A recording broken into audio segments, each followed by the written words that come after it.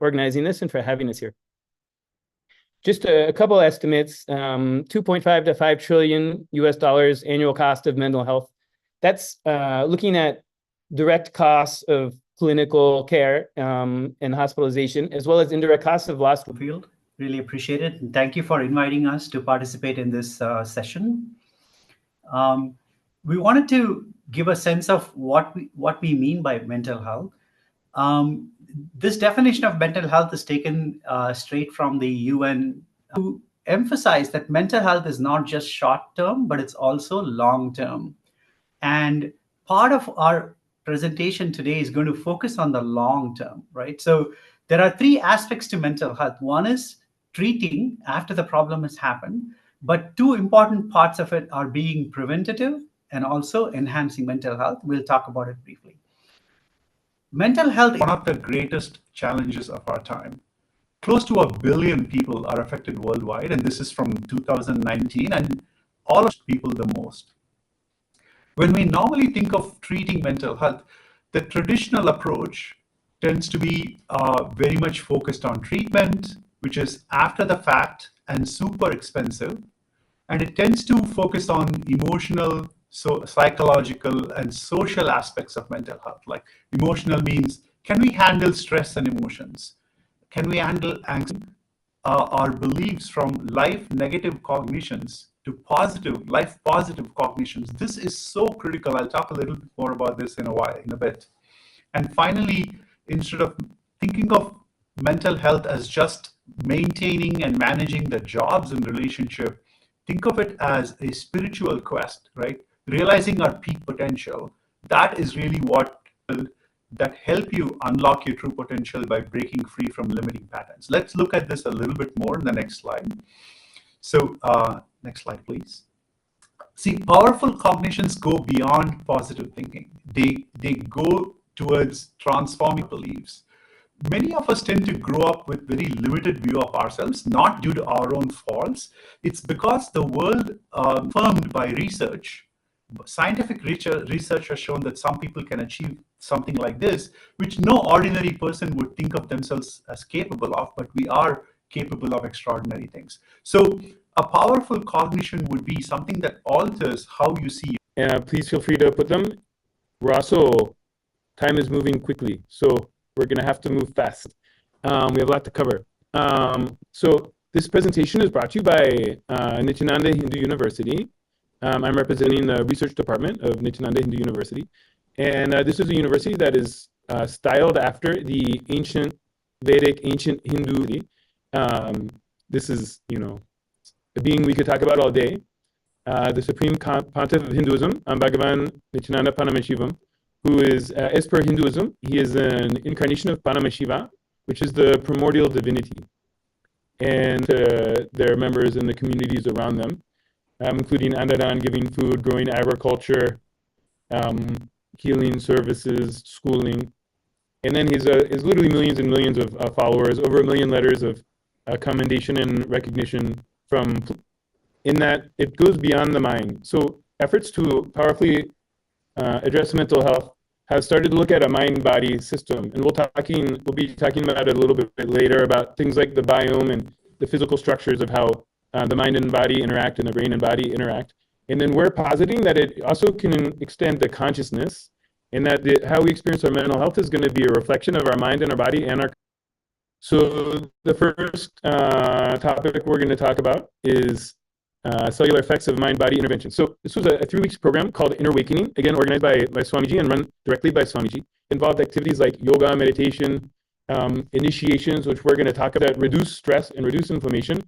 Were up-regulated, again, 2 to 7-fold. And then there were 2 specific pathways that they noted. One is an anti-aging pathway called GATA2 and BM1 that was up-regulated, which shows up in a follow-up study. So basically, gene expression change means the DNA may be, or may or may not be, but even if it's the same, the way the genes are being expressed is changing remarkably. Did this program, their levels at the end versus the beginning were pretty universally elevated. About half of them, it was double, and about a quarter of them, almost a third, were triple. So a huge increase in telomerase activity, which we would expect to keep them young at a cellular level, at the genetic level. And then their stem cells were increased in 90% of participants. Stem cells are used as the raw material for replacing damaged cells and structures in the body. So, if you an injury or just the natural aging, stem cells are used to replenish from line. But again, it's completely organized and run and attended by our Swamiji, and done through teleconferencing, just much like how this meeting is going right now. So we looked at 4 different scales associated with mental health, mind-body approach to life. But afterwards, it dropped all the way to 6.1. Average is 18 to 6.1, a huge difference. And for the depression score, anything above 10 means depression. 5.7 is the average. For this, the post scores were 2, 2.7, so much lower than average and very far from depression. So this is going to show up as a really great state of well-being. And then we looked at anxiety. Above 8 is considered as an anxious person. The average in the US is around 6, so almost anxious. 5, well-being index. So this goes from 0 to 100, where a higher score is a higher sense of well-being. Less than 50 is going to correlate with depression. And for example, one population we looked at in research was women in infertility. The score is about 53. In many, it'll vary around the world, but many populations will be around 50 or so. In our participants, they started around the scene. And the last one is mindfulness.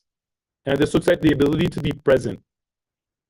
So this gives you a score from 1 to 6, where 6 will be the most mindful, means completely in the moment, completely present. This is a space people aspire to be in. The average for undergrad college students is given as 3.85. For Zen meditators is 4.38. For our group, they started off at 4.29 or 4.25, so almost at the level of a Zen meditator at the beginning. And again, frontal lobes meet right at the area where the chakra of the third eye, as per Hindu structure, Hindu spiritual anatomy, right where that is, that area would light up in the brain when you would activate his third eye, which I think is really fascinating. And then on EEG, which measures brain activity, they found complete control over brainwave activity. He could just control his brainwaves at will. There was another doctor, a neuroscientist named Akot. Then this is the one that I think is most fascinating. There's a Dr. William Collins. This was done in 2005 in St. Louis. He's a neurofeedback researcher who was looking at EEG. And he noticed when he got a baseline reading, he kept changing the probes and changing the settings because he said there's almost no activity on the EEG as baseline. Means when he was sitting there in a calm state, the brain was just completely quiet electrically. There was very little activity, which we will posit will correlate with a low thoughts per second, very little mental activity. An EEG of initiation looks. When a being who has attained this state of consciousness, which I'm calling as a super consciousness, that's a goal of Vedic traditions, yogic traditions, Hinduism, and they transmit it to someone they're healing or a disciple or any other person, be like an initiation. It's putting them in the same brainwave state that's going to have profound effects on their well-being, like the things that we demonstrated earlier. So he was able to transmit it to people he was healing. This would be, we'll go to alpha waves here. Alpha waves are the next state. They go from 8 to 12 hertz. This is if you're awake and alert and kind of receptive. Could be a listening state. Many of you guys are in alpha right now. If you close your eyes, you go into heavy alpha waves. And then beta waves would be if you're like taking a quiz, doing a task. If you're at work doing a task that requires your mental activity, it's 13 to 25 hertz. So in individuals who have a higher baseline, like very low levels I'm talking, that you need a QEEG to detect, they're not going to have dementia, Alzheimer's dementia. And even in animal models, they've showed if they can induce gamma waves, the plaques and tangles that you see at the cellular level of dementia start to get cleaned up. So the idea is that gamma activity can prevent and possibly even treat Alzheimer's dementia. Our Swamiji can himself go into gamma at will, and he can transmit it to others at will, both through healing and through initiation. That itself is at will, and I've seen a few others that go into a very high beta, almost on the cusp of this, that's extremely atypical for normal beta activity. So I see this as progression in their capacity to reflect this state of consciousness in their spiritual growth. And so they would do this by connecting with Swamiji, connecting to a state of oneness, doing things like blindfold reading and materializing, These are yogic Shaktis that are beyond the scope of this presentation. But while doing these things, they'll describe a very low TPS, which again, thoughts, TPS is thoughts per yogic science. Basically, you'll develop good mental health on the road to enlightenment, is how the yogic science works. Lifestyle, sattvic diet, and fasting. Later, another presentation is going to talk about these things. Detoxing with herbs. Puja is a ritualistic connection to higher consciousness. Yoga pada, yoga, and pranayamas and meditations and kriyas will be doing all of these experiential in this presentation. Which actually denote that kind of a state, right? So there is a meditation.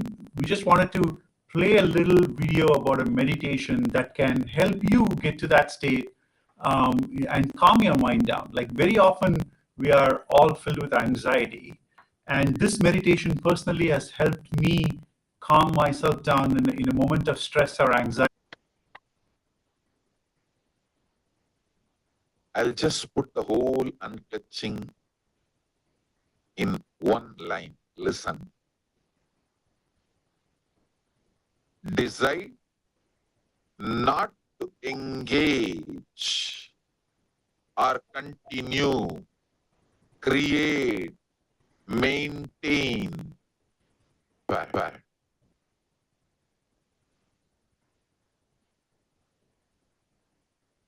To the unclutching process. In the initial level, you may be a little deluded here, there. In few seconds, you will see you are not thinking process.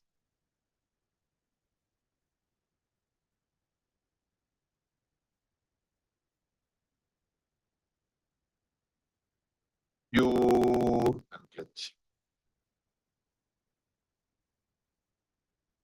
Pure unclutching. Sit straight. Close your eyes and clutch.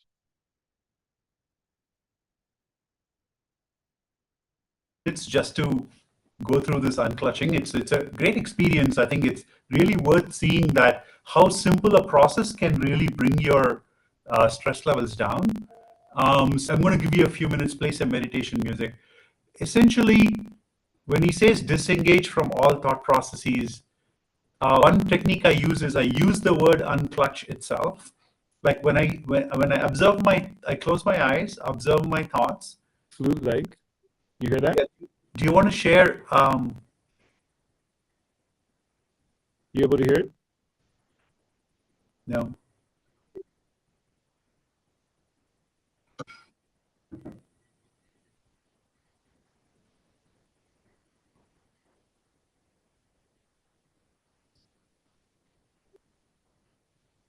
So are you?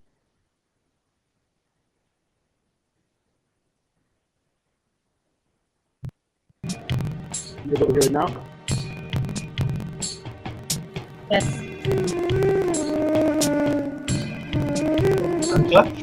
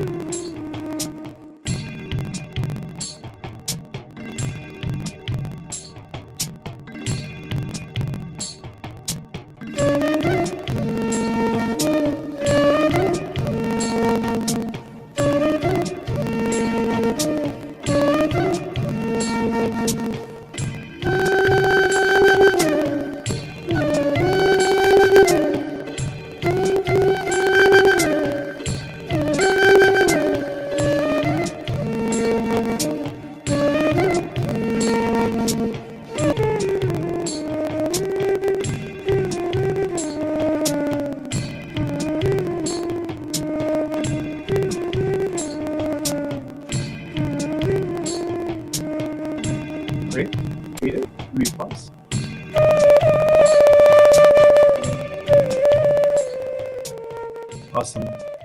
Good evening, everybody. I'm Dr. Aran Kay. I'm a practicing neurologist in the U.S. In Augusta, Georgia.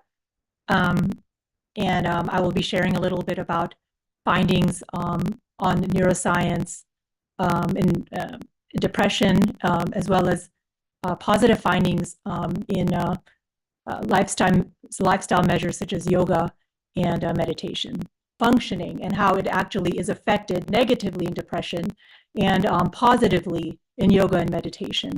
And then Dr. Pandav will be talking about the role of the gut-brain axis. So it turns out not only the brain is important, can make a huge impact, and it can reduce the costs associated with current treatment model based on medications, therapy, which is expensive, medications have side effects.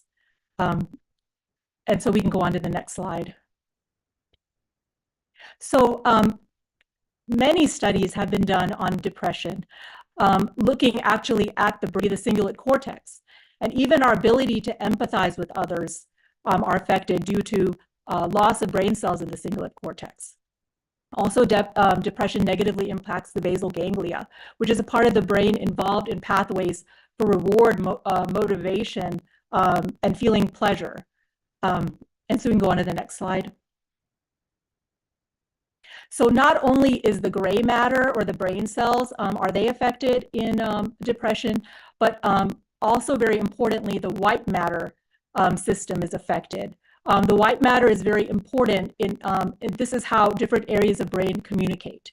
And you can see here, certain regions of the brain have higher volume or more gray matter or neurons. For example, the medial and superior frontal gyrus. This is an area responsible, executive functioning, social cognition, which lead us to interact well with others. The presental and parahippocampal gyrus and hippocampus are very important for memory. Now we can move on to what we found in practitioners of meditation. So they have been studied structurally, but also functionally. So we have functional MRI studies which look more than the brain structure. It looks at different areas of brain that are activated during certain tasks. Thicker in various brain regions listed there. These are regions that are important for emotions, decision making, learning, memory, and also the ability to monitor ourself, to know what's happening within us and our environment, and as well as having self-awareness about fear and anxiety. Meditators at baseline have a higher level of serotonin, and it in fact further increases after a meditation session, which is very interesting. They tend to have a lower level of norepinephrine. This is a brain chemical associated with anxiety. And they've been shown to have increased amounts of dopamine as well through a 12-week program of yoga. And they measured their amount of anxiety and depression before and after, and looked at a brain chemical called GABA, which is very important for regulating our mood and reducing anxiety. And they showed there was a significant improvement in the amount of anxiety and depression that they were experiencing before and after, to the point that many were no longer depressed. And the GABA activity was boosted basically to the same level as best possible way. So, the whole food plant-based diet, which is called Sattvic diet, which basically comprises of fruits, vegetables, whole grains, legumes, beans, and least amount of unprocessed food and meat. So this is what whole food plant-based diet is. We also call it Sattvic diet. So what essentially this diet does is, it is high in fiber, high in antioxidants, high in polyphenols. So basically what it does is, it fuels the healthy bacteria to grow maximally. So when that happens, it produces neurochemicals like serotonin. So these send signal via the vagus nerve to the brain. So related to good mental health, and others are detrimental and it names few of the bacteria. And also it has positive impact by regulating taurine, cortisol, metabolic pathways, and short chain fatty acids, reducing stress and anxiety. And last thing I already told, the whole food plant-based diet. The next slide. Well, you can go very quickly over this, Tandav. I believe we have a video and then a discussion, so you can go very quickly. Oh. But with the animal, the muscles, biomemory. So when the animals are killed, they leave a tremendous pain, suffering. They are not going to say, let the whole world be blissful and die. No. They leave so much of suffering. Okay, now we'll have a very quick summary and very brief discussion about some of these lifestyle choices that support healthy gut biome and improved mental health. So, Marie, we've seen that the brain physiology through functioning, structure, chemistry, and gut health. In other words, reaching our full potential, mind, body, and consciousness. So I'd just like to open up the discussion now to also Dr. Bandav and Dr. Nirmala Shivaji. And maybe we can discuss how the Hindu lifestyle practices that Swamiji is promoting have. So the least is, you lose weight, and but other than that, so emotionally you feel much better, you feel much lighter, your energy level goes through the roof, and the last, your meditation deepens like amazingly to a deep level, in the sense that you're not doing meditation, it is kind of happening to you. So it's a different state to be in, and I found this to be amazingly powerful technique. I think, Dr. Shanti, you may have also got... People would comment on that, wonder what I was doing. And so I definitely also experienced those similar kinds of benefits, when I was doing it, I felt like saying, darn it, I should have done it earlier. Yes, very much. So I wished I had, I really didn't know about any of this before Swamiji. So I think Dr. Shivaji had an experience that she maybe would like to share about Nirahara Samima. Mm-hmm. Dr. Shivaji, did you have an experience you wanted to share?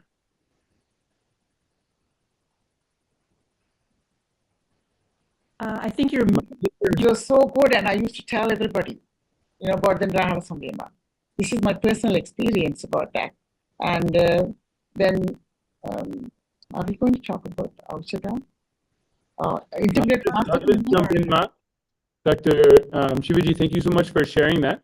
I know there's so much more to talk about. We're going to talk about Aushadhas, Harataki, a very powerful detox herb that Swamiji. Because we are running out of time, I'm going to go through this very briefly. But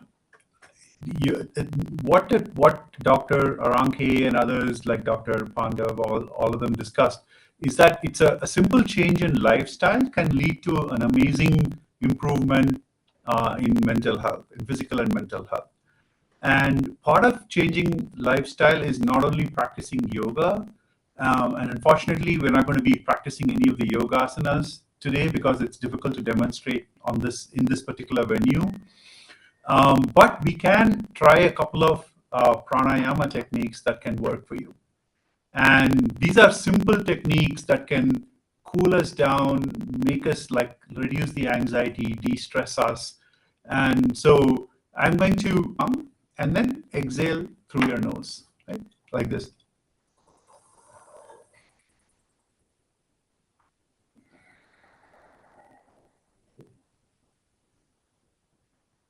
So inhale through your tongue and then exhale through your nose.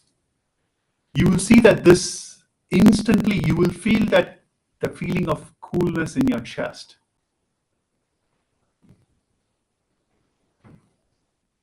How many of you feel that deep cooling happening in your chest? You actually feel it there, right there. It's such an instantaneous, long to breathe out, then breathe in. So count breathing in. If you count breathing in 5 times, breathe out till the count of 10. For example, 1, 2, 3, 4, 5. Close your left nostril and breathe out through your right. 1, 2, 3, 4, 5, 6, 7, 8, 9, 10. Now breathe in through your right nostril again. Search for it online. It's a humming meditation. Essentially what you do is you hum. Typically you have to close your eyes, nose, and mouth, and then just hum. So right now I'm going to only teach you the humming part. Just close your eyes, take a deep breath, and then hum deeply and intensely without stopping. Like as long as possible, just hum. And then when your humming stops, and that buzz will start clearing out all the thoughts in your mind. Right? It's a very beautiful technique that just flushes negative thoughts and anxiety from your head and just fills it with the hum thoughts, nothing else, right? Let's try doing this for a few times.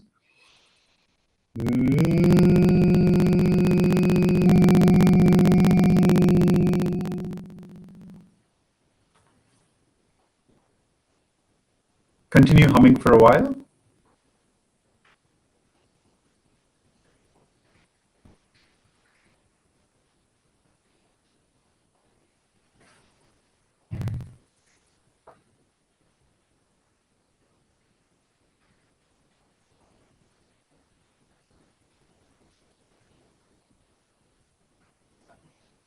Okay, relax.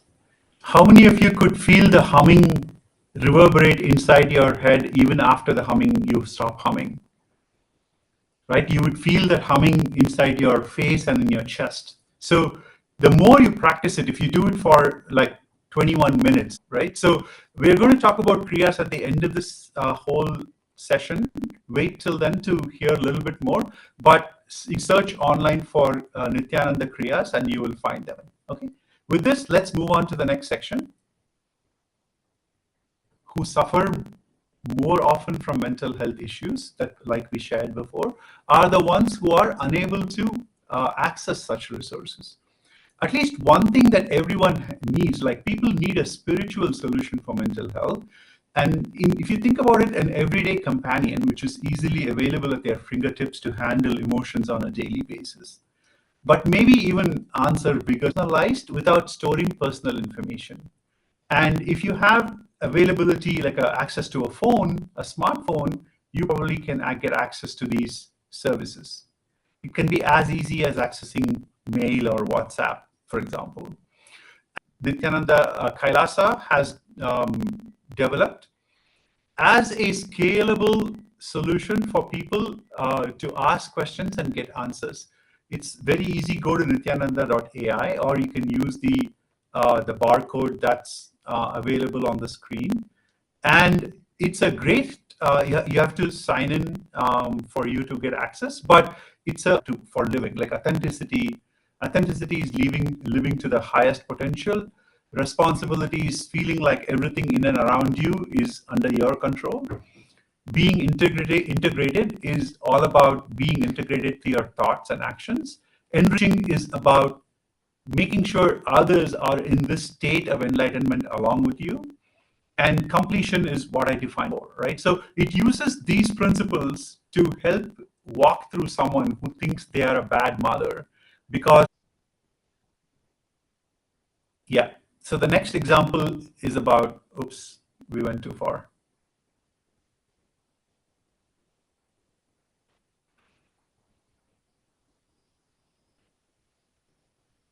And a pelvic surgeon from Los Angeles. We have been enjoying last more than an hour of learning so much about mental health, wellness, and holistic approaches.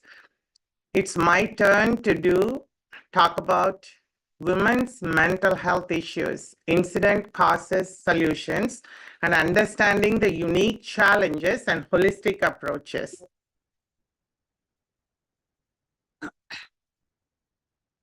The National Institute of Mental Health here shows reproductive health issues like polycystic ovary, endometriosis, infertility can lead to stress, anxiety, and depression.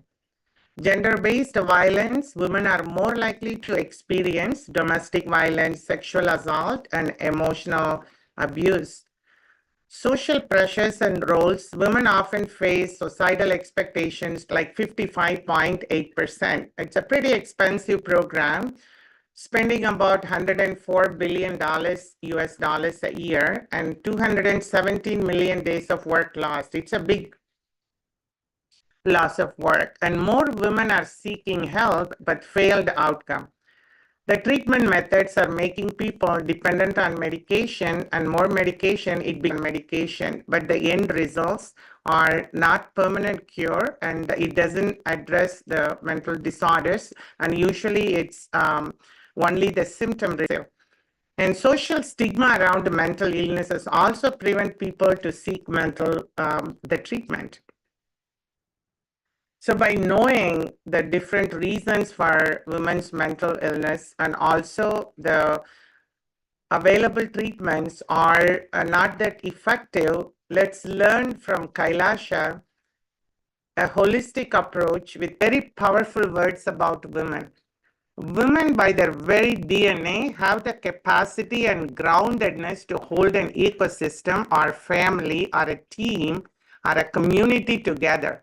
So women have their own intuitive intelligence in the field of keeping something very stable, keeping it together and making it functional. So Hinduism creates an ecosystem for every woman to manifest that possibility and that power. So this is the great way to start, where Manu, he may need a woman president. So at the free physical and mental wellness, this free medical care is provided using various approaches: allopathy, naturopathy, Ayurveda, Siddha. It's again, it's a free medical care is provided in ancient Hindu tradition. So there are 108 free educational economic projects are functioning at Kailasa since 2009. Here are some 5, the most important I'm mentioning here. The Kailasa's Nithyananda Lakshmi, the world's first Hindu microfinance project for women. Here it gives the economic freedom. The next slide. Only feminine. Yeah, I think it's a video to be played. Let's hear from Swamiji, his powerful message and a description of a woman by him. Energy can be given the world. Only feminine energy can. All the basic needs would have been supplied to the whole world. Only the feminine energy need to be awakened. Only that can be called as sacred. Let me define the sacred feminine. Understand? The extraordinary creativity. Women, I want to share only after being part of the Kailasa, multiple initiations from Swamiji, the multi-dimension of myself that we realize, and also that I want to give a true statement here to all the incident that Navaratri festival is coming. It's an annual Hindu festival. We celebrate Divine Mother Energy for 9 nights, and I do pray to Parashakti and Divine Mother Energy to bless all women all over the world with excellent health and bliss, and bless me with the wisdom and energy to serve women always, and Swamiji to bless every woman all over the world. And here, the science of completion, it's one of the solution for all mental. To this sacred secret, listen. Initially, when you put this idea into you, you will have too much of resistance, anger, guilt, fear, too many things coming out. And powerlessness. No, this is not for me. First of all, this may not be true. Second, no, this is, even if it is true, not for me. No, this may be true for the people who don't have to work for their food and paying the bills. No, maybe it is true for the people who are sitting in Kailasa and enjoying the happy, free life. All kinds of thought currents will come inside. Sit, have a little patience. Sit in front of mirror. pen down all these patterns and fears and everything. Intensely chant Mahavakya and see the mirror and start reliving this pattern, start completing. You will see me appearing in the mirror and making you completely complete and making you manifest. Pen down all of that. Whatever patterns tells you, you need to be internally, externally dependent on something else other than Paramashiva. Pen down. Pen down. Sit in front of mirror and start completing all those patterns and incidents, root incidents, everything. Let all the incompletions. Fact sheets from World Health Organization will quickly go over. 1 in 7, 10 to a 19-year-old experience mental disorders. And another alarming number is 13% of this is a global burden of disease in this age group. And suicide is for all these challenges. To address these challenges, it is crucial to address it at an early age. And prevention is one of the key components. Supreme Pontiff of Hinduism, Bhagavan Sri Nithyananda Paramasivam, had given solution of supplementing conventional education with Hindu education system, which is mind-body consciousness-based education. It encourages students to travel, discover, invent their own methodologies, and take leadership roles in early life. Can we have next slide? So in next few slides, I have summarized some of the case studies done on students at Nithyananda Gurukul, where Hindu education taste measures a variety of capabilities, including comprehension, arithmetic, and visual motor capabilities. And these results showed 50% of students with total English immersion fell into category of genius and very high superior intelligence. IQ score of 120 and above in intellectual and mental health, and evidence of whole brain activation and high level of thinking. Policies need to change to integrate such education into conventional curriculum. And of course, as I said, more studies are needed for this. We've been discussing, and this lifestyle model we've been discussing for mental health treatment would help the UN achieve the Sustainable Development Goals. Really, many of their goals would be achieved by adopting this lifestyle. At NHU, the Nithyananda Hindu University, we aspire to be a world's leader in the study of mental health, of enlightenment, and of superconsciousness. And we very sincerely and formally and informally invite anyone who's interested in researching this possibility, this phenomena that I think is available here in ways it's not been described otherwise, in stress, extreme improvement in well-being, mindfulness, and overall health. That program is ongoing. You can find it at paramashivahom.org.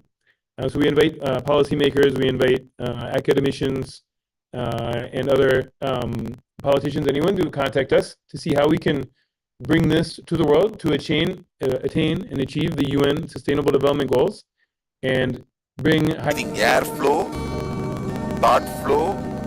You have something called energy flow continuously happening in you. In this energy circulation, energy flow, if there is a disturbance in some... For Kundalini energy, in the Vedic tradition, the Kundalini energy is the innate, immense potential energy in every individual that helps complete the energy circuit. How does Kundalini energy reach different parts of the body? Let us take the example of a water tank. A water tank is a structure which stores water. This water is distributed to different places through the pipelines, which forms a circuit to remove the energy blockage and restore the energy flow. When the body is aligned in certain postures during kriyas, the energy block is removed. Once the block is removed, the kumbhaka pumps in the Kundalini energy, just as the water gets pumped in to the pipeline once the block is removed. When the Principle on which kriya works. kriyas are a unique combination of asanas, pranayamas, and kumbhakas, wherein they are more effective than the individual asanas and pranayamas.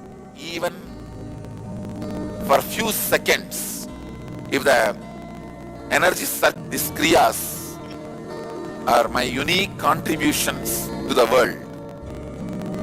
The kriyas have 7 ingredients. 1, yoga. 2nd, kumbhaka, pranayama, and discoveries of modern day gymming and weightlifting. So all these 7 put together, I work on your body and mind, creating yogic body and Vedic mind. Power, stamina. We learned how to do Nadi Shodhana, which is breathe in through one nostril, breathe out through the other nostril, breathe in through that nostril and breathe out. So that's one thing we learned. We're going to do that first. Then the second step is you sit in a special posture. Do we have the picture of that posture? There is a posture, I shared a picture yesterday. And the humming is something I already shared with you before. And so the third step is lie down, and in the bliss of the hum, the humming creates intense humming in your body. It creates an elevated feeling. Just lie down with that feeling and unclutch from everything. So lying down and unclutching. And typically this combination of these 3, doing this before you go to sleep, is very, very powerful. It will de-stress your entire body very beautifully. Okay, let's start with Nadi Shodhana.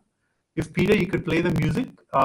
With your thumb, close your right nostril, start breathing in. Then close your left nostril.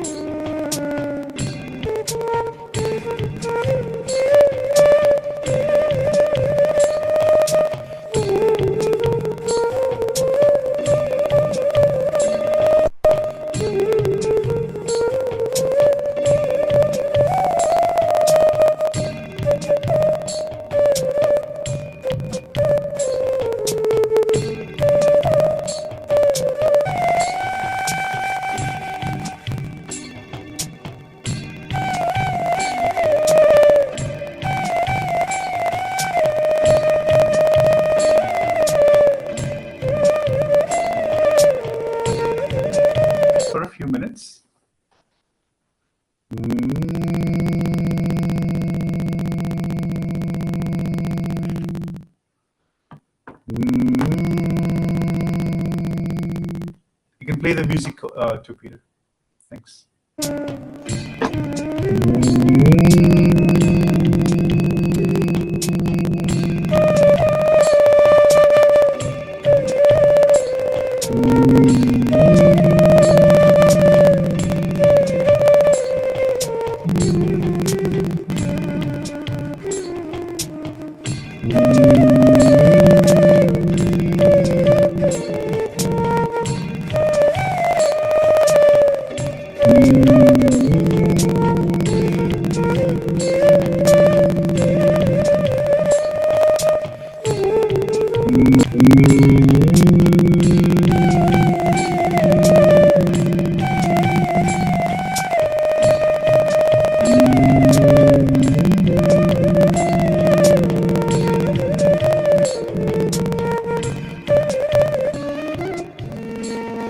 When you unclutch from your thoughts,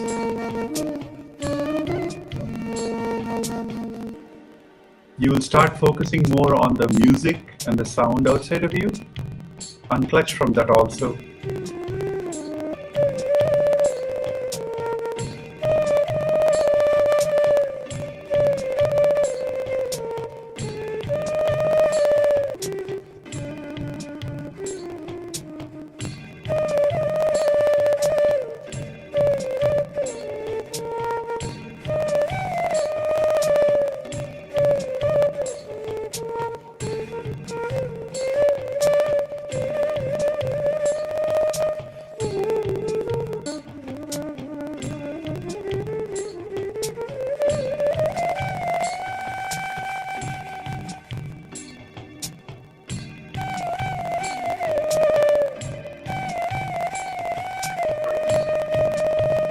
You can find out for yourself.